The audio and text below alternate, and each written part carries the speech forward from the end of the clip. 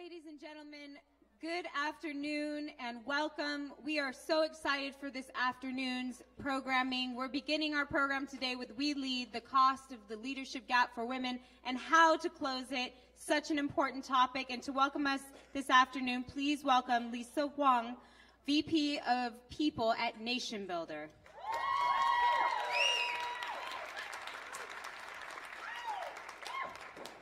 Good afternoon. Oh, come, please, take a seat. We're just starting. Folks coming on in. It's good to see you all today. Thanks for joining us. Welcome to our conversation about women and leadership and the cost of the leadership gap for women. My name is Lisa. I'm a longtime educator as well as running the people and operations at NationBuilder. So the next 70 minutes is not a traditional keynote or panel. This format represents what we believe about leadership. That leadership, that vulnerability is strength. If you're feeling me, I do need some, okay, come on. Okay, you're with me. Okay, thank you for the snaps. Thank you. This is interactive. That vulnerability is strength. That power comes from sharing our stories, and that holding each other and learning from each other as we do is kind of everything. Yes. It's kind of everything. So how we're going to start off is we're going to start off with Hilary, who is a nonprofit and tech leader and our VP of strategy. She's going to join us, and she's going to share her story and the research that came out from that. And it's pretty intense. So we've got to hold her through it. Can you hold her through it? Yes? Okay. Ladies, can you hold her through it? Ladies, can you actually come on to the stage, please? Like the ladies who are going to have this conversation today.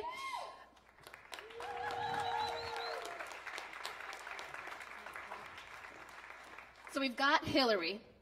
And Hilary's then going to join us, and we're going to have a conversation. And the women on the stage are going to have an opportunity to share their story and what leadership is to them. And those people are Mpumi Nobiva, Lea Endres, Hilary, and Pat Callair. Y'all ready? You got Hilary, she's going to start us off. Okay, Hilary, we got you. Come on up.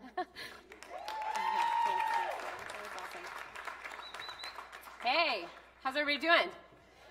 Good. How many people were at the march today? All right. Awesome. Okay, so y'all heard from Lisa already. We're going to hear from all these amazing women. I'm so excited to be here with y'all in this space today. Did you guys walk around the gallery space? Was that amazing? Yeah, I love this call and response, y'all. Give this to me the whole time. Okay, all right, so I love this space, and I appreciated the march today. I was staying in the Biltmore Hotel downtown. You could just hear the city, vibrating, you know? You could hear the drums of everybody outside. It was incredible. These spaces are incredible, like last march, this, convening, this organization that's putting this on, incredible. Because I think they remind me, at least, of the power of the collective. You know, the power of not each of us separated, but all of us together showing up for each other, listening to each other. And that is powerful. It makes me feel like we can get through next year, and we can get through the next big thing that's up in front of us, right? And the next big thing that's standing right in front of us right now, from my perspective, is the massive leadership gap facing women. The massive underrepresentation, systematic underrepresentation of women in every sector and around the world. And I want to talk about it today, get underneath it, talk about some of the trends, bust some of the myths, and really get to the bottom of how we can move forward on that over the course of the next year. Y'all with me? All right. So we need more leaders, and we need better ones. I am the Vice President of Strategy for a tech company based here in downtown LA, NationBuilder, and we're all about busting barriers so that more people can lead, making it easier for more folks to step up and lead, creating tools so that folks can lead more effectively and better. That's our jam, whether you're starting a nonprofit or growing a business or running a company, right? Growing a movement. That's what we've been seeing in the last year. And so I think about leadership a lot. I think about what makes good leaders and who can lead and all of it. The World Economic Forum actually stated, you guys might have seen this a couple years ago, that the leadership deficit facing our global community is the #1 problem we have to face as humans right now. That we're facing all these unprecedented challenges, right? Climate change, rapidly changing technology, which means the need for rapidly changing economies, accelerating inequality, like you name it, we've got it. And people have to step up and innovate and make things to face that, right? We need more leaders, and we need diverse leaders. And the World Economic Forum was naming, we just don't have them. Currently today, we don't have enough, we need more leaders. So the place I went was, oh cool, we need more leaders. Then what about the gaps? What about all the places where people are showing up to lead and are consistently suppressed? That leadership's consistently suppressed. So people of color, folks that identify as LGBTQ, frankly, anyone not born into wealth and privilege is underrepresented in leadership. But after the March last year, the place I went was, what about women? What does it look like for women? The way that they've been systematically underrepresented. So I go deep. Anybody here that knows me, and some of y'all do, because we invited friends, know that I don't like research anything like a little bit. I get like pretty obsessive. So like imagine me, you know, sitting at my computer doing research on all this stuff, like hundreds of tabs open, multiple computers, surrounded by half-drank glasses of water because I'm crazy and haven't left in 3 days. You know what I mean? Like that's what we've got going on. And I'm in it, I'm like doing the thing, and I just kept getting distracted. Distracted in a way that wasn't normal, not like I wanted to Netflix and chill, like distracted like sad. You know, I kept having these like flashbacks basically to my own experiences of leadership. And for good or bad, the way that I show up usually when I have those feelings is just to move on, you know, just like don't name them, move on. It's not good, usually. But that was my response. I really tried to push it away. I tried to keep doing the work. I wanted to be good at the work, but I couldn't. I honestly couldn't move on because there was something about my experience, about my story that was just popping off for me as I read all this research that was just not sitting right, that I realized I'd never really dealt with. So I went there, basically against my will, you know, went there to try and uncover what was going on for me related to this leadership gap for women in my own experience. So the truth is for me that leadership was, in a lot of ways, the joy of my life, has been the joy of my life. When I was 23 years old, I got called up to lead this national organization that I did a bunch of campus organizing for and helped found called the Roosevelt Institute. So we had college campuses across the country, chapters of folks doing local policy work, creating incredible change, setting up revolving loan funds so folks didn't have to pay to go to college, like environmental policy, like all, you name it, they were pulling it off. I was honored to represent them. And like a lot of executive directors, that meant on the day-to-day, raising money for them.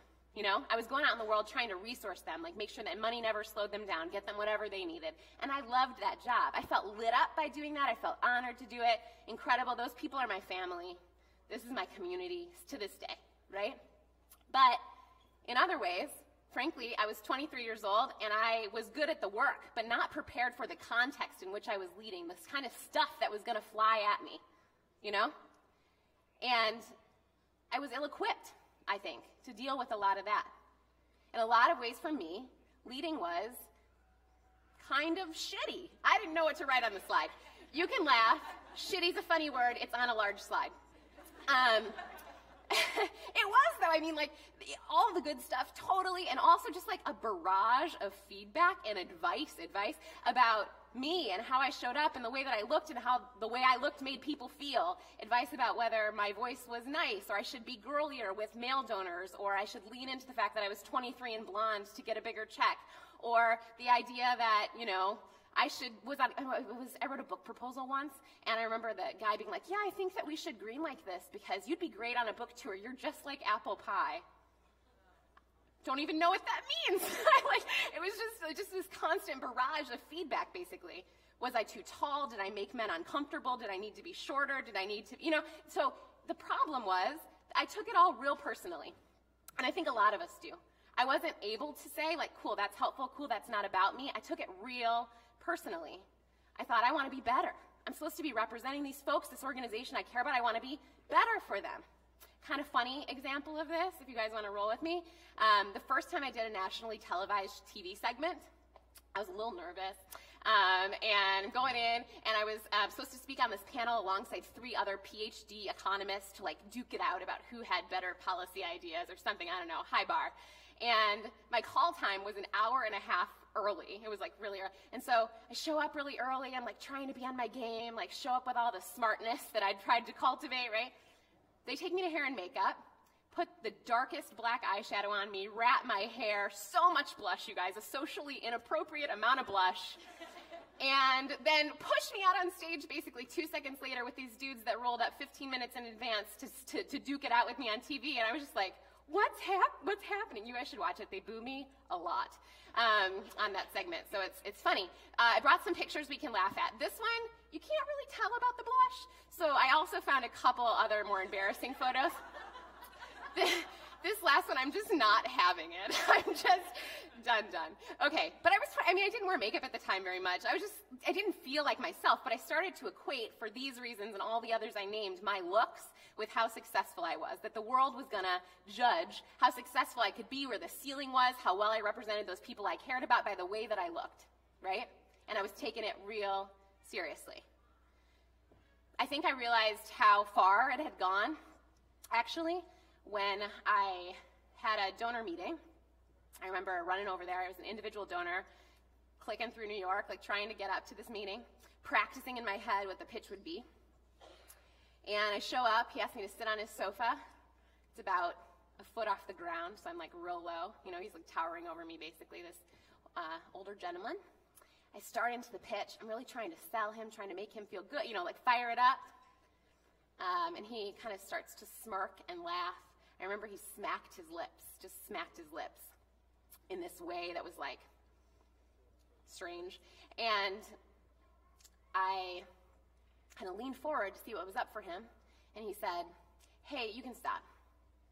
You can stop, because I'm going to give you the money, you know, whatever you want. The thing is, I don't want you to write a grant report for me. I actually am going to need you to come with me out of town to my country place a couple times a year, and like that's where the reciprocity is going to occur. And that was awful. It continued. Some of the nastiest things that anyone's ever said to me happened in that small office on that low couch. Real personal questions for 15, 30 minutes, a long time. And the thing that's most painful to me in retrospect about it is that I just sat there and smiled the whole time. I smiled at him, I nodded, I legit in my head thought, I need to leave here with him feeling good, and this is awkward, and I like want him to feel good because he could still donate, and it's a good cause, and I don't want to not be able to pay salaries and keep the lights on and give money to all these programs because I'm selfish. And I felt guilty about that. So I just smiled and I nodded and I tried to leave there with him, feeling good. And I thought about it every day. I thought about it every day because I was ashamed for years about not doing something else. You want to go back in time and rewrite history. You want to be the kind of person when something like that happens to you where you like tell them what's up and you walk out. You want to do that. But at the time I was afraid. I was afraid to be in that small room on that low couch and do anything to upset him. I was afraid. I was guilty. I felt selfish. I felt ashamed. I felt like I needed to show up for other folks. I'm ashamed that I then went on for years talking to young people and calling them into leadership, and I never named it. I never mentioned this might be what's up for you and you might run into this. I never equipped anybody at the time because I didn't know there was anything to do. I honestly didn't know there was anything that I could do. I thought this is what comes with the territory. I didn't know there was anything to be done. And I didn't name it, and I never talked about it, and I punished myself. I equated my looks with my success, and I starved myself. And years later, I woke up and realized I had an out-of-control eating disorder, and I was punishing myself for not being better, for not looking better like somebody needed me to look so that I could represent folks better. I took out on myself what happened in that room instead of taking it out on anybody else or telling anybody else or doing anything constructive with it, and I'm ashamed of that. I didn't talk about it for a long time because it felt weak. It felt weak to admit that that affected me. And I thought other people would think I was weak for naming it, for talking about it, for complaining. But I can tell you that this last year witnessing everything I've witnessed, telling this story a few times, being with people, seeing the bravery that folks have exhibited. Doing this in front of all of you right now feels like strength to me today.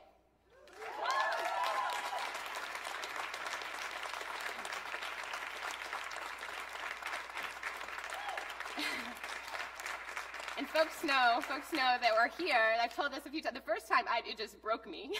The second time, I was like healing. And the third time, I feel like there's some hope in that. There's some hope in the fact that you name it, you get some strength. So I think that's what we've got to do. In order to lower the barrier to leadership, in order to close the leadership gap, we're not talking about one policy solution. We're talking about changing the context in which women lead. We're talking about folks called into leadership who don't have to deal with all of that all the time, who don't have to make sense of what's helpful and what's not helpful or sort it out. We're talking about busting myths about women. We're talking about busting myths about leadership and who can lead and what good leadership looks like and how you need to show up as a leader. And we're talking about flipping the frame, in my opinion, completely from just parity, just equity, which is important, to the real cost, the emotional costs to women, the societal costs to all of us of suppressing women's leadership, and the economic costs of holding women back. That's what we're talking about today. Y'all want to bust some myths with me? Yeah! All right, let's do it. Okay, the first myth. So this is from hard fought from all those hundreds of tabs and all that research I was doing, basically, y'all. So I tried to wrangle it into a few slides for us to talk about. So if you read about the leadership gap, if you read policy, if you read all the cultural articles, all the things that people are writing about this, these are the things that show up most commonly and are just not true. So the first one, the idea that women hold themselves back. The number one thing that you'll run into about this, often subtly, usually not this explicitly, but the truth is what we're reading is that the leadership gap only exists because of the choices that women make and our lack of ambition. Y'all here today, this is a myth, in case you didn't know. But let's walk through it. Let's bust it out. So the truth is that it isn't the choices women make. There was nothing that I could have done. It was not about me. This is a systemic thing that's going on, right? It's systemic. It's not about the choices women make. This is from the Institute for Women's Policy Research. They're awesome, so if you want to read something good and get fired up, go there. But they named it. Women make up half the workforce, have half of all households with children, are sole breadwinners, get more degrees, make less than men in every career where there's enough data to evaluate it, period. So if anybody tries to feed you something else, that's real life. It's not the case that women just choose lower paying fields because we just named, irrespective of the job, everywhere where there's enough data to evaluate it, right? But also, just let's roll it back. This is a common thing that you'll read. Women choose lower paying fields. Choose. This word comes up everywhere. Let's take issue for a hot second with the word choice. Because I got to be honest with you, women aren't choosing in a vacuum. We aren't choosing in a vacuum. It's the case that today, 80% of single-family households are run by women. It's the case that women bear an undue burden of child care and household responsibilities. So it's the case that women pick jobs sometimes that have more flexible hours, that only offer them part-time pay, that don't give them benefits. So functionally, they're pushed into positions where they don't make as much, where they get fewer benefits, where they have fewer hours. And I don't think that was the dream. No one was like, that's my choice in life. You know what I'm saying? So don't let anyone feed you this. That's a myth. It's bunk. Done. Yeah?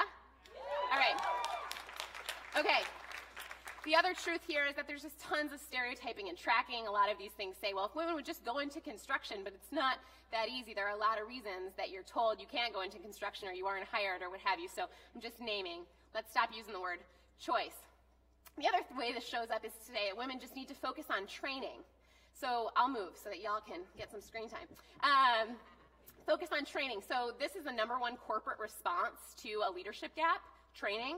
So we're going to pay for women to go back to school or get more degrees or what have you, and that's useful for some people, but it's not an answer to the systemic problem. It's the case that women have more degrees, period, more education, period, and it's the case that as you apply for a job that requires more education, there's a larger leadership gap. You're less likely to get it. Women's pay tops out at 39, men's pay tops out at 50, right? Like the gap gets bigger the more education that's required. And that's why you see only 4% of S&P CEOs are women. That's down 1% from last year. You see that 24% of senior managers are women, only 1 in 5 seats in Congress, 6 governors, the list goes on. And boards, in particular, are very white, very male, okay?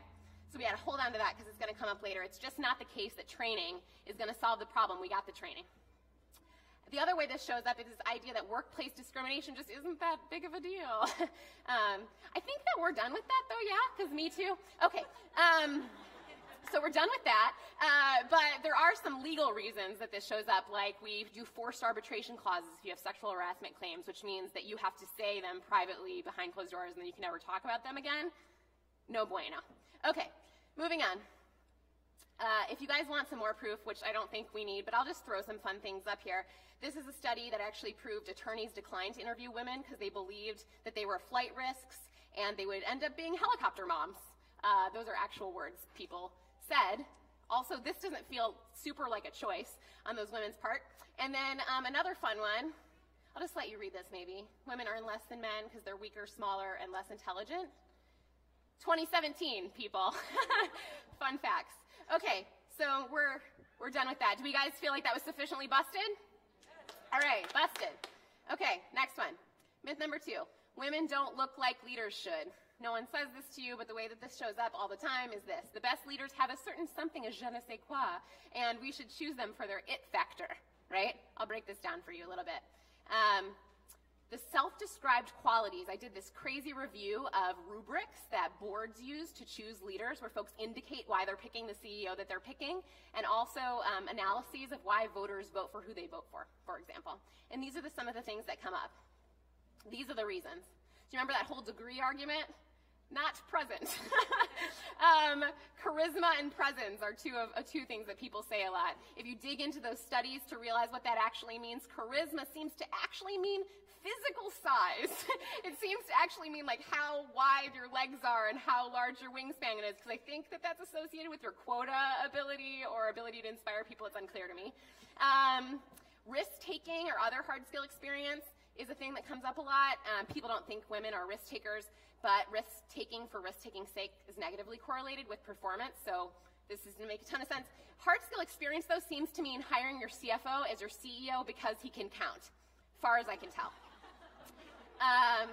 The it factor is by far the number one favorite that people cite. They have this it factor. Listen, you know, charisma gets you somewhere. I get it. It factor, cool. But when you dig into functionally what this means, it seems to be the reason people write down when they hire whoever they want. So yeah, maybe this is the reason why we have a leadership gap and women are underrepresented or what have you, because the truth is the number one most predictive characteristic of who people hire, what do you guys think it is? Someone that looks like them. Remember that board statistic? Only 17% of board members are women. Only 3% are women of color. Someone that looks like them. So, seems like the odds are pretty stacked against you. Also seems like you might not end up with the best dude in the job. But the truth is we know things now. We know things about what makes good leaders. We know that in this era, successful leaders are actually hyper-facilitative. They're good listeners. They distribute community. They distribute leadership. They build community. They're observant and adaptable. The world's changing fast. We need to be able to listen to what people need, what's coming in, inputs, adapt quickly. We need to be facilitative so that people stick around. Folks are looking for different things in companies than they used to in the era of the internet and peer-to-peer. You got to distribute leadership. There's just new skills required. And you know who indexed on these skills? Women, as a result of their cultural and societal place, have been forced to index on these skills, whether we like it or not, forced to listen, figure out what people need, forced to be aware. So I wouldn't suggest choosing a leader based on how they look, but if you got to pick one, I'd go with a woman every time. Good bet. So we need to pick these leaders and put them in places of positional power. It's not enough for them to be number 2. They should be CEOs in companies, people with these characteristics, these qualities. All right, last one. You guys with me? Yes. All right. The last myth is that this whole bad boy is a zero-sum game, ladies. It shows up meaning that if women do better, they do it at the expense of each other and at the expense of men. Now, everybody has read this in some form or another. It's everywhere. I picked the most egregious example, but it shows up in every conversation about the pay gap, basically. So this one, pretty egregious, but a vice chair of this Republican Party says, if businesses are forced to pay women the same as men, they'll have to reduce pay for the men they employ. Simple economics. then men, as primary breadwinners, will have an even more difficult time having more women in the workforce to create competition, even for men's jobs. You guys. And that's bad for families and society. So, that's crazy. But if we're going to try and break down this whole lot of foolishness, I'm going to start right here, because I just told you that 80% of single-family households are headed by women. 50% of all households have working women in them. So if anybody's a breadwinner, I think women got that one down. So that's wild, just a wild, fun fact. Nice parenthetical. But the real problem here, the place that this shows up for us all the time, is this idea that this is all explained by simple economics. It's simple economics that if you pay a woman $1 more, a man gets $1 less, and that can't be good for anybody. But the truth is, that would be how an economy worked if the economy was right here, and I had $10, and everybody in my economy got one of them. Do you know what I mean? But that's not how economies work, right? We know that if you pay women more, they buy more things, which employ more people to create more jobs so more people have money. We know that if you give women capital, they create businesses and companies. If you invest in women, they build whole industries we've never thought about because we've systematically suppressed them. So, not simple economics. And the real problem is what we're missing out on by not closing the gap. So instead of worrying about if we're taking one man's dollar or one man's job, the problem is that we're preventing women from leading, right? So let's forget the leadership gap for a second, talk about the wage gap only, a small subset of the leadership gap. If you close the wage gap in this country for work that women are already doing, so stop paying 80 cents on the dollar or 56 cents on the dollar for single mothers, and start paying $1 on $1, that represents $512 billion added to the U.S. economy right now. $512 billion. And if you need some context, because I was just like, that's a big number, I don't know. This is the context. What could you pay for with $512 billion?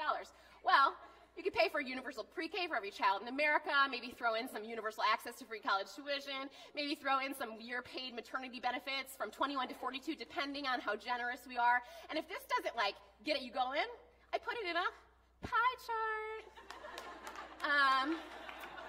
Put it in a pie chart, added a little slice to throw in a year of paid leave for dads too, because why the heck not? And then it all adds up to 33% of $512 billion, which is conveniently the combined federal and state tax rate for Americans, so we could pay for all of it. Yeah. So the truth is that it isn't, a decision about just taking $1 from a man, And the other truth is that $1 to a woman just isn't the same as $1 to a man. It's just not the same. Women spend their money differently. They invest in their children. They invest in education. They invest in their communities in ways that men don't. So if you're wondering what equal pay for one woman looks like, it looks like 1.5 years of food for her family, 11 months of rent.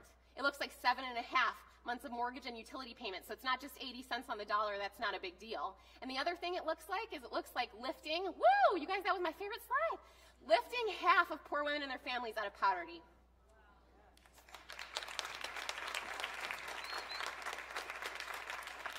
So the next time somebody says to you, oh, it's just 20% or whatever, this is what we're talking about. These are the stakes. So that myth that it's a zero-sum game. If we get paid more, they get, or whatever. It's just not true. If we do better, if any of us do better, if all of us do better, we all do better. That's the truth. So women do better to the benefit of everyone. The last thing I want to do is show you a cute picture. That's my son. He's 2. Yes, requisite Oz. That's what a mother likes to hear, nothing makes you happier. Yeah, he's real cute. This was in Italy. I think he picked me a flower just to make it a little cuter. But I put him up there because since I started doing this work and all this research and giving these talks, talking about, the fitness of women, especially in this moment, to be able to contribute, to be able to lead, the unique ability for women to be able to lead in this moment, the importance and urgency of that, numerous people have very sweetly said to me, yeah, but your son Jet, he's going to be a great leader too. He's going to be great. Okay, I mean, as if talking about the urgency of closing this gap, if you're talking about the importance of paying women for the work that they do, or talking about the importance of moving folks into leadership and have diverse representation in leadership somehow threatens him or discards him, you guys, he was born into a lot of privilege and he's very funny, so he's going to be fine. I'm not worried about him, but it buys into this narrative that it's this zero-sum game. You know what I'm saying? That, oh, if I like care about women, then I don't care about my own son? No. No, he deserves to live in a world where women are co-leading and creating it. He deserves to not have to bear these crazy social and emotional and societal costs, to not have to bear the economic burden as a result of suppressing women's leadership. He knows that if I have more, I make his life better. He gets toys and cookies, and it's lovely. He already knows that. He's 2 years old. He's not confused. He's not confused. The truth is that he deserves an opportunity to lean into a world that busts all these myths where we are all still confused about this and fighting over this little stuff and realize that the real risk is missing out on the leadership of women. That's the risk. And in my opinion, that's the cost of the gap. Thank y'all.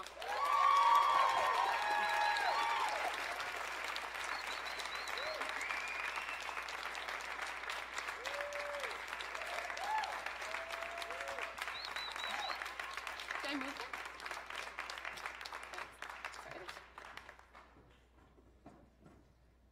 Ooh. So we're going to bring it forward. Moving. That's here. I should sit up here.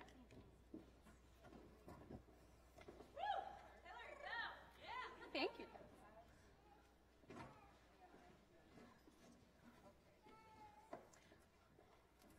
Whew. Wow.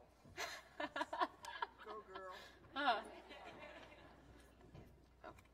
they're going to de-mic me.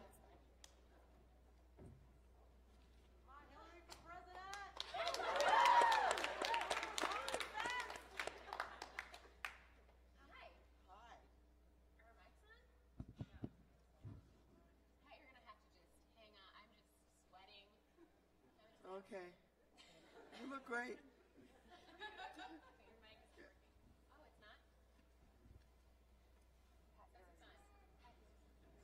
Hello. Is it working now? Yeah? We're good now? Okay. No. How about now? All right. Well, all you guys missed was me saying to Pat that I'm very sweaty. So it was sort of a blessing, and then I just did that. Okay. Woof. Yeah. Wow. Wow. You guys, okay, we're so lucky to have Pat here. Do you guys know how lucky we are? Pat, you organized in the civil rights movement alongside Dr. King and dedicated your whole life to community building and healing people.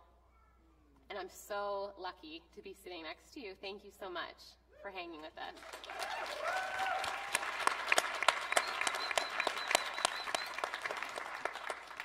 So, having had all those experiences, and I mean, you've seen that speech before. Yes. So, knowing where I've been and all of the research and the journey, I guess I would love if you could share with me, with us, you know, what skills, what do you think is actually the role that women can play uniquely in this moment?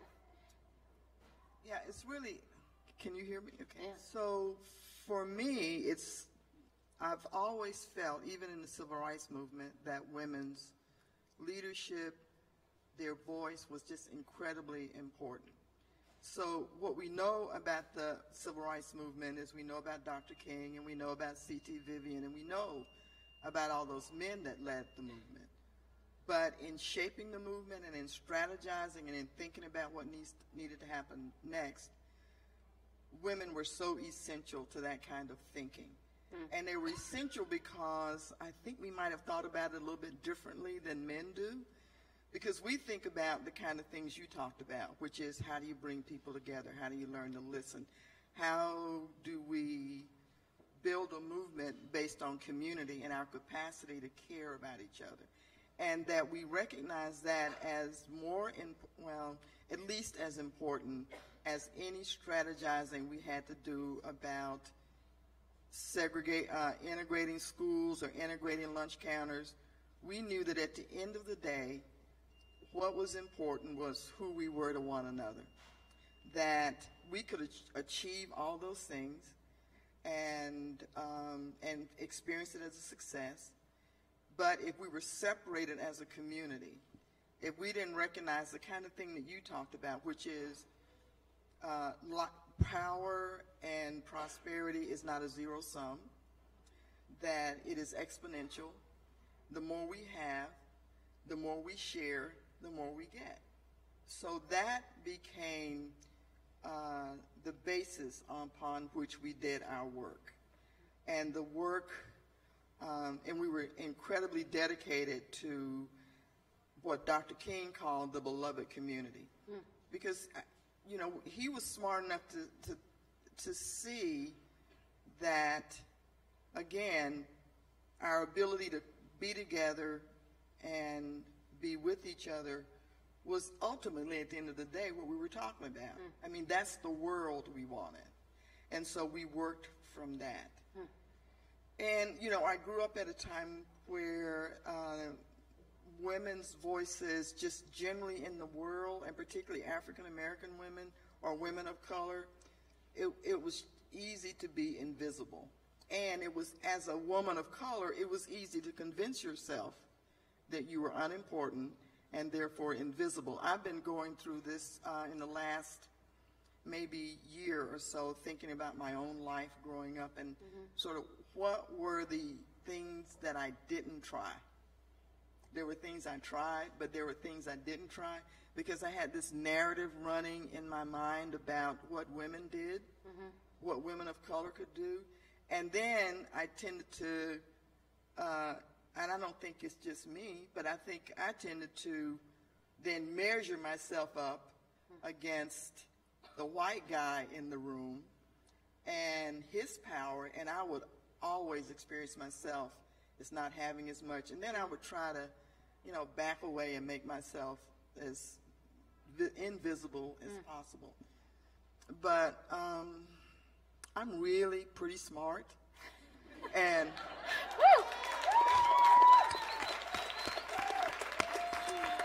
I am really good at what I do. So over time, that didn't last. I began to recognize there's some things, you know, there's some things you can do. There's some things that are needed that you do. And those things are different than what men do, but they are as essential. And I was talking to Leah today and saying that part of what we do and what you talked about was that ability to listen, to facilitate, to create a possibility, to build capacity. Those are the kind of things that I think we bring to the table. And if Donald Trump has done any favor for us, the favor is for us to recognize ourselves. The Women's March last year and this year, 250,000 people in New York. They're saying some 500,000 people. You guys rock in LA. Chicago, Denver, Texas. So there's this sign that I saw that said, "I'm woke." And I think Donald Trump woke us up. And and women went, "No way. We're just not going to accept this." And so what I've been seeing in the last year is just an incredible sense of us recognizing who we are and who we are to one another, and using that to build a movement. And I am so happy.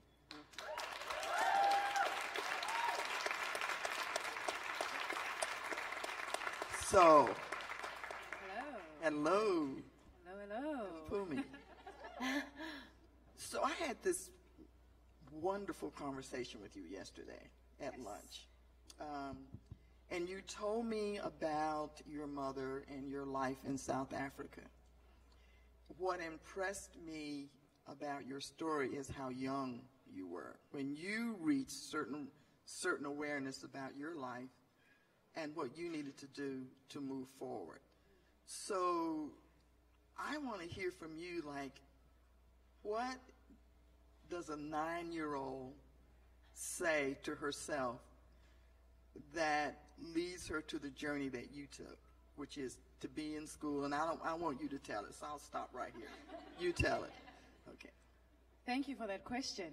I was born in Johannesburg, South Africa, in a township called Zonkizizwe. I was born to a young mother, Hwang Lea Endres. She was 17, and my father, 22. There wasn't much of a relationship, but my family had been subjected to abject poverty. I was born in 1993. This was the year before our first democratic election, when Utata Nelson Mandela was elected into office.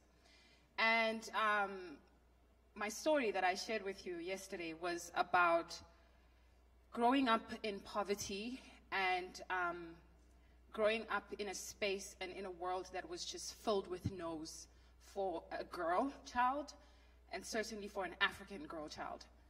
When I was 9 years old, my mother, who I never really got a chance to truly know because she was so young, she sat me down and told me that she was HIV positive and that she was going to die. At this point, we had moved from the townships to the southern suburbs, where my grandmother was cleaning houses that she always dreamt of once having but could never afford because of the color of her skin. And my grandfather was fixing cars. My mother was in the city after I was born, and she was trying to make ends meet. Johannesburg, you know, we had the whole gold rush and the diamonds, so everybody was coming in from the outskirts and the townships, trying to basically fend and survive. And so through that life, my mother contracted HIV, and she came home, and I was coming from school this one day. And it's interesting, one thing I mentioned about where I am now is that the studio apartment that I live in now, my kitchen is almost the exact same space that we all lived in as a family. And I remember walking into that, which I call home, and my mom is sitting on the bed, and she calls me, and she speaks in Xhosa. She says, "Mntanam umama uzotshona," which means, "My child, I'm going to die." She said she had HIV, she had HIV, and I didn't understand what HIV was, but I knew what death was because the year before she had a miscarriage, and she had explained to me what that was. It's as though she could feel the fear, because just the sudden panic, what do I do with this? She quickly held me by the face and said, "But you must go on because you will be different." My mom told me to promise her in that moment that I would work hard in school, that I'd be good to my grandmother, that I'd never stop believing in God. I learned how to speak English in church. I was finding my identity as a speaker. I'd come home and act out all these plays in the Bible for my family. And she was very clear in saying that I want you to go further than I was able to go. That conversation was a huge secret of mine for a year after that. I'm living in South Africa, in a country that has the highest prevalence. The epidemic is all over, and nobody's talking about it. Nobody's talking about it in our households. It's impacting people like us who are living in poverty, people who don't have access to resources that help them understand what they're dealing with. People like my grandmother, who at the time was in her early 50s, illiterate, uneducated, but a smart woman. And so in my 9-year-old mind, the trauma that I experienced in poverty, watching the love of my life wither, that to me is what I understood, that if I don't go to school, if I don't do what I'm supposed to do, I'm going to turn out exactly like that. So that becomes my saving grace. That's how the 9-year-old makes sense of that. But the power of narrative is truly how I can explain that I was able to make it this far. I think something happened when that 25-year-old girl, who I imagine was traumatized and fearful and stigmatized and alone, was crazy enough to think that I'm going to sit down with my 9-year-old. I'm going to face my shit, my life, what I've been through, and I'm going to share that truth with her. And I'm not going to wait to try and negotiate whether or not I should dress this up and how it'll sit. I need to share my truth. And I'm glad she did that, because even though I could never express and articulate the conversation we had, because I was afraid, since nobody was having it, it feels as though she invited me into that space, and I never felt attacked by the gruesome reality of AIDS in a poverty situation. Ironically, because I'm in school, because I'm good to my grandmother, although she can tell you some stories, I did a good job, okay? Did a good job. Because I'm in school, because I'm doing what I'm supposed to do, that actually keeps me on track. That actually ensures that I'm showing up at school, I'm doing good, and what pisses my family off about how I'm growing is that I'm this chatterbox that just won't shut up about what's happening in my life. Nobody wants you to go out there and talk about Unontlandla and how she's HIV positive. Stop it. In my childlike mind, in my 3rd grade class, it didn't make sense why I couldn't. And I was equally as open when people would say, that's a nice pair of shoes you have, that's a nice backpack. And I'd say, thank you, my grand got it from the Salvation Army. I was always this talkative child. And I couldn't control why, but I'm glad because when the opportunity for my life to change, so Oprah Winfrey comes to South Africa, and she wants to build a leadership academy for girls who have gone through and lived through previously disadvantaged circumstances, but have shown high merit scholarship. So while I didn't understand the value of education, I showed up because I was afraid of turning out like my mother. But my teachers remember me because I lived my truth in my own way. Whenever things that people didn't want to talk about, I would speak those things. And I think that's why they remembered to say, remember that girl, Mpumi, who told us about her mom who died and the food that the church would bring to her. And so as I sit here on this platform, when I think about skills for young women, for women in general, it's the power of your own narrative, your power of your truth, and how to speak that. We know that from women all across the board. We know that from African women, certainly minorities, that if you don't tell your story, somebody else will. If you don't own that narrative, somebody else is going to take it and run with it and use it. So it is in our interests to use those stories. Now I look at my life, and I'm working at NationBuilder, a leadership company, and one of my biggest struggles is being comfortable with how and who I am and allowing that leadership to be on the table and say, this is me. One of the conversations that came up yesterday was around the challenges of, you know, these gaps that are missing when we don't own our truth, when we don't show up in our truth, and how that it disempowers the way we're able to show up when we need to. I had an experience where I'm currently fundraising a campaign. So as an AIDS orphan, much like how you looked at those statistics and found meaning, I was moved profoundly when I think I was about 18 years old reading about the HIV statistics in South Africa. At that time, there were 5.6 million orphans. I was one of 5.6 million. And statistically speaking, young women and girls between the ages of 16 and 25 are at the greatest risk of contracting the virus at 4 times more rates than their male counterparts. And I wanted to do something about that. I wanted to tell my mother's story. I wanted to speak and rebrand what it means to be an AIDS orphan. I wanted to give meaning to what it means to grow up in a world of poverty, but that is filled with love, and what it means to take an opportunity and run with it and tell your story and lead that narrative. But even then, I still face challenges. Fundraising overseas, meeting people who will say, well, you grew up in poverty, you're raising funds for young women and girls who are still in poverty, and yet you're able to do your nails, or look at the way you look. And it's such an uncomfortable space to be in, because how exactly am I supposed to show up in a way that makes you feel comfortable when I'm showing up for what I care about? How much of that am I meant to negotiate with this world? Because everybody is a leader and everybody has a purpose that we're all here to fulfill. And so when I think about the gap, thank you.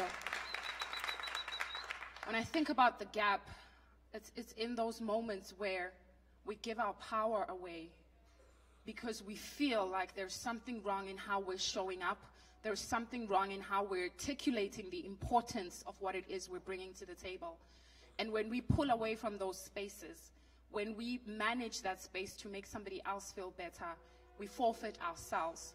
And we forfeit a moment of naming and bringing that forward so that when the next little Hilary comes, she knows when to see that and she calls the BS out for what it is immediately. That's the gap. So I'm sure you can all tell I'm a chatterbox. I could do this forever. I have to remind myself that I'm on a panel. And thank you for that question. Thank you so much. Thank you. Lisa, Yes. you have helped me tremendously coming into NationBuilder, in finding my feet as a leader and working into that identity. You have a tremendous history in leading in academic spaces. You were a school principal for over a decade, and now you're leading a tech company, right? VP of people. And what does it take? What are the skill sets that it takes to bring about the success that you've managed to achieve for yourself? What does that look like? Wow. Mpumi. So I think it comes down to valuing who you are and where you come from, and like being set free to really value what you bring to the table. And I'm reminded of, you're talking about your mom, and it reminds me of my mom too. Open house, 5th grade, late September. And my dad usually does the, go to conferences rotation, not my mom. And, but Dad was laying floors. He was a floor layer in Los Angeles while I was growing up. And Mom had to go. Mom didn't speak English so smoothly. So I'm like, come on, Mom, let's go. And so she's like, okay, let's go. And I am running right in front of her, trying to get to that classroom, Miss Heggie's classroom, as soon as possible. And my mom is back there trailing behind.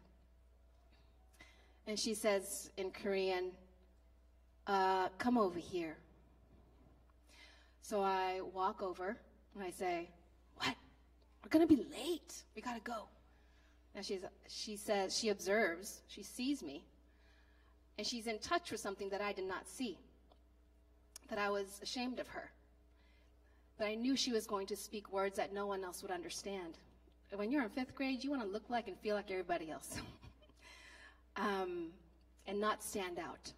So she pulls me down and gets down to my level, and she pulls my arm like this.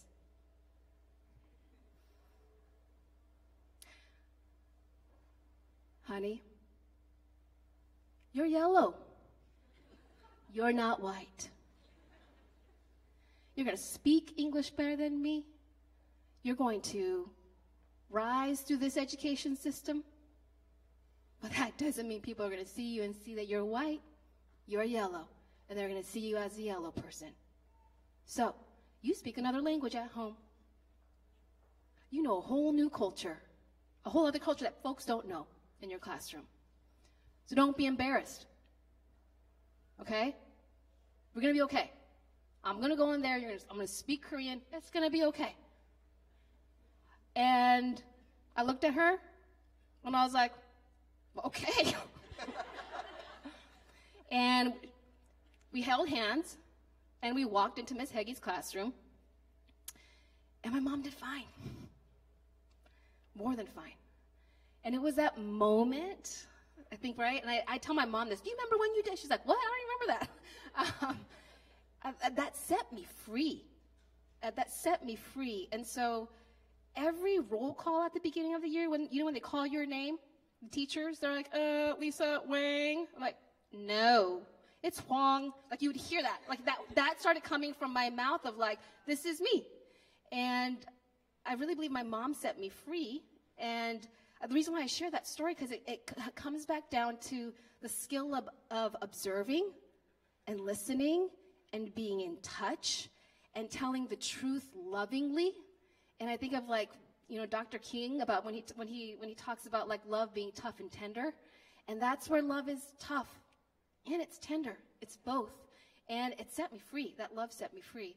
And I find that, when I worked in middle schools, love middle school humans, age 11 to 14.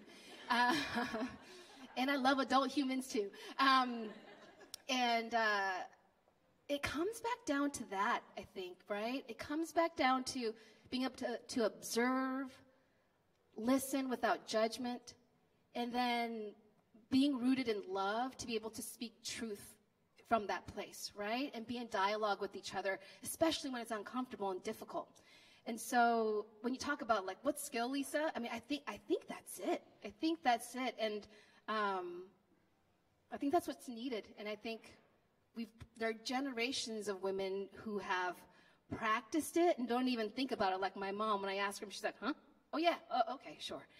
It's just part of what we do and how we be. So yeah, that's what comes to mind. Thank you for that. Yeah, you're welcome.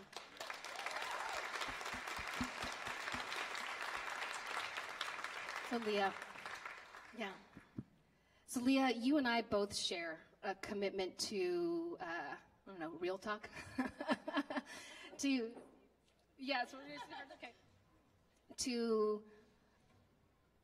listening, observing, and having those real conversations, those difficult conversations. And I know you spent decades working and like building like movements and organizations with people like Van Jones and Jim Gilliam and NationBuilder. And I'm really curious to hear what leadership like means to you, given your experience. Oof, okay. That's a deep question. I mean, I think I'm still actually really sitting with Hilary's presentation and conversation, because when you put that list up, Hilary, of like, leaders are facilitative and good listeners and can build community, I'm like, if someone had told me that back when I started, I would have had a whole different image of myself. Because the first slide you showed of like, charismatic and it factor, and apparently wingspan is a thing as well, that wasn't me.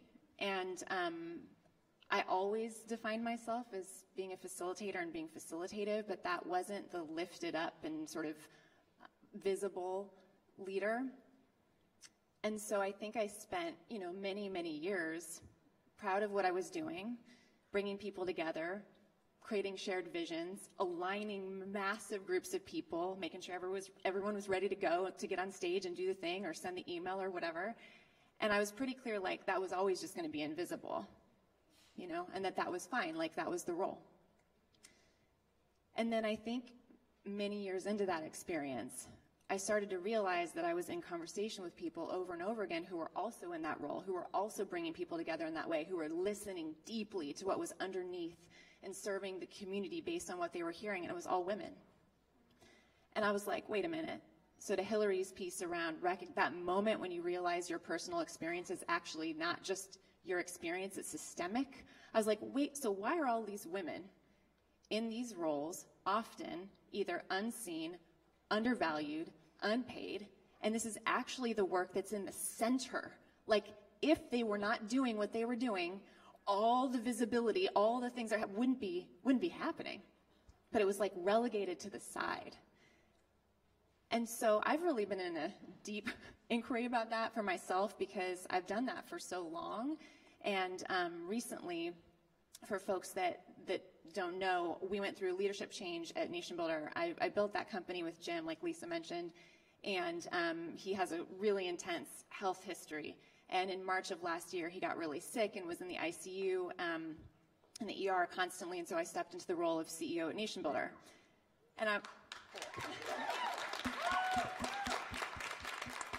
And I had to like really have a minute with myself, because I don't look like a CEO looks, even in my brain. I was like, wait a minute. How do I actually have to redefine, quote, CEO, so that I can step into that role and feel like myself? And the way that I've decided to define that is exactly the things that I previously didn't think were like on the table for a role like that: the facilitator, the community builder, the deep listener, the weaver of spaces.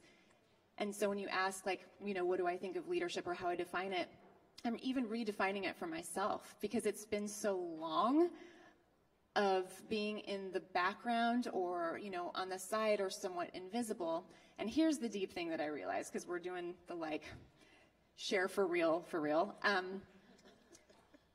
Yes, there are systemic issues that are deeply embedded in what I'm saying, with many, many women in that role, not getting the titles they deserve, not being acknowledged, all the things. And what's also true is I got something out of it. Like, I got something out of keeping myself invisible in those spaces. And Mpumi, you were talking, and I was like, yeah, I didn't claim that space. And the reason that I didn't is I was scared to, and it felt safer to be not have my name on the email blast or not be the one on stage or not whatever it was. I was afraid.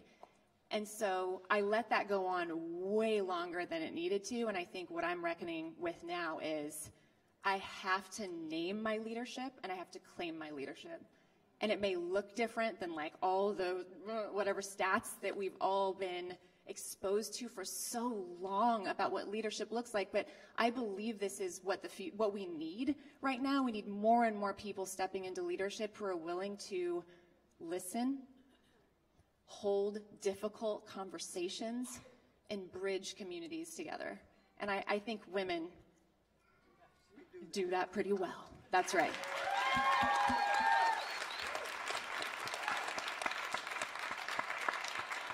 Yeah, girl.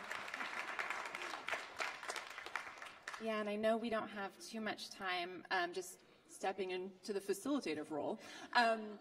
So I just have to say, y'all, this group of women, I cannot tell you how incredible it is to share this space with you. We've been in it for the last 24 hours together, and it has been truly life-changing. So I just want to thank you all for saying yes to doing this.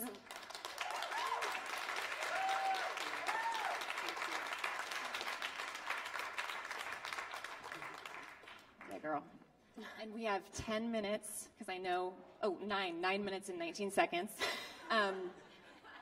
So I just want to open the space up for us to reflect on anything we heard that we know that if we don't say it now, we're going to be like, oh, I really should have said this to the whole group.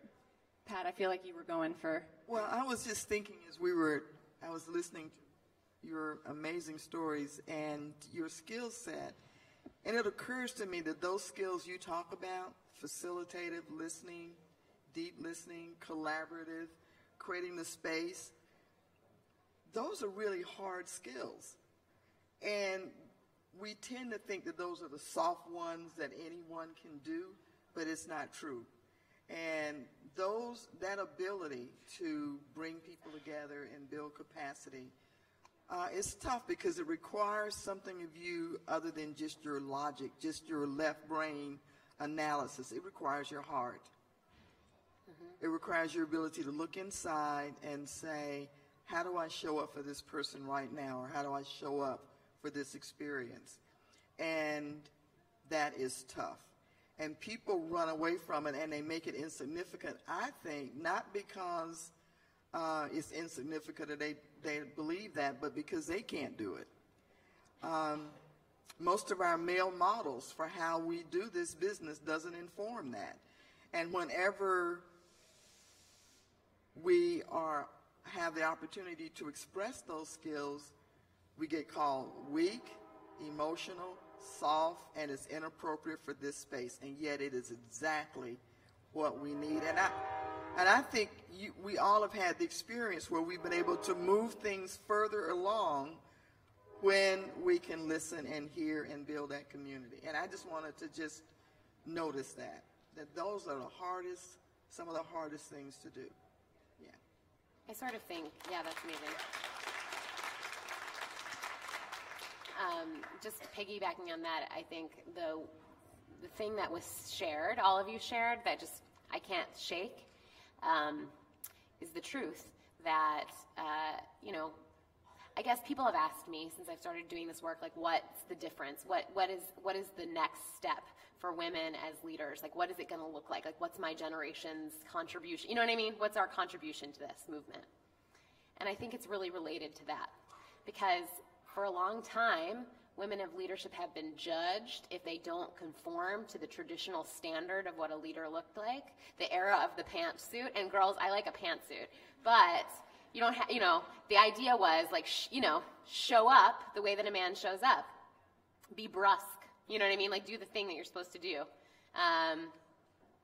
And I think that is, again, there's a cost to that for literally everybody. There's a cost to that in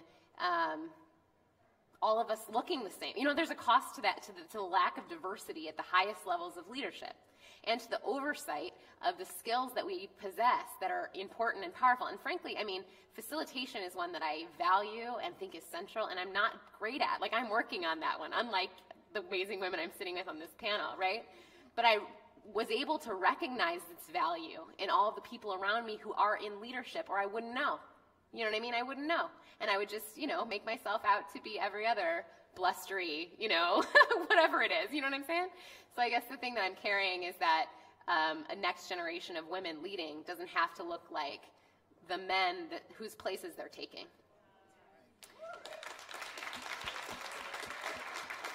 I just want to add to that. I mean, I think the thing that for me was that I had to recognize that what I was contributing was of value, and not only was it of value, it was essential. Yeah. And to recognize that and to name it and to say, like, no, you don't understand, this actually couldn't happen without this, this, this, and this. And P.S., all the women that I've spoken to about this over the last, 5 years, when they leave those positions that they were in, they're like, by the way, it took them 6 people to replace me. And it does every time. And I think we just have to, what I'm committing to is naming and claiming it.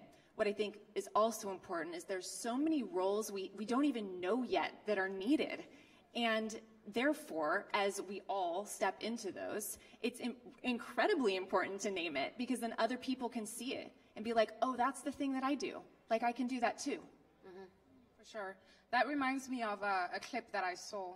I mentioned it this morning, of the interview that Ms. Winfrey did with Michelle Obama. And Michelle says something so profound, that her true hope and her dream for women is to live out loud. Live your truth out loud, and know that what's in your mind is important and has meaning, and trust that. And put it on the table and let people deal with it. Mm-hmm. That's the one thing that when I saw the clip, I thought, okay, that's really powerful, and it speaks to, I don't mean to be cheesy, I really love Oprah. You know, I really do, for the scholarship she gave me and all the amazing things she's done in my life. But there's a quote that this woman put out that really changed my life, where she openly shares the toughness of living your truth and the toughness of stepping forward and showing up. And she says, I used to be afraid of people and what it would look like if I stepped forward and expressed what I thought. I used to be afraid that people would say, who does she think she is? Mm-hmm. And she says, now with all that experience, knowing all that I know, I now have the courage to say, this is who I am. And this is what I'm hearing in these conversations. You know, when we think about how women, there are double standards to how we're viewed and perceived. You know, one of our conversations brought up Winnie Mandela, for instance. Yes. You know, I come from a country that, I mean, when Udata died, when Nelson Mandela died, I was at the airport in Atlanta. Someone saw my passport and shared their condolences. I was blown away, because it literally, the way they shared felt, I got to understand that we lost a member of the family, and to people outside of the world, we're all viewed as one, and as this nation that was brought together by Nelson Mandela. And yes, Nelson Mandela did our country so much good, but Winnie Mandela was on the ground facilitating that movement, making sure that the world knew that Nelson was in prison. Winnie is the reason that everybody outside of our borders knew that a man, our leader, was held in captivity, and that if people don't know that truth, then we could risk losing him the same way we lost Stephen Biko while he was incarcerated. The reason the movement survived was because of that woman and how she facilitated on the ground. That's the narrative of South Africa. That's the narrative of South Africa. But guess what? It's also the narrative that is most distorted right now. It's the narrative that we're afraid to even touch or call on, because there's so much controversy that surrounds what happened during that time. And I often wonder what it would have been like. Winnie spent 18 months in prison. What would it have been like to have her lead and share her narrative because I know we would understand that story with so much more depth and richness. And that's why it's important for us to show up and name it and call it, even if it feels uncomfortable, even if it looks unfamiliar, because years later we look for that meaning, and if it's not missing, then that's the gap. That's the gap.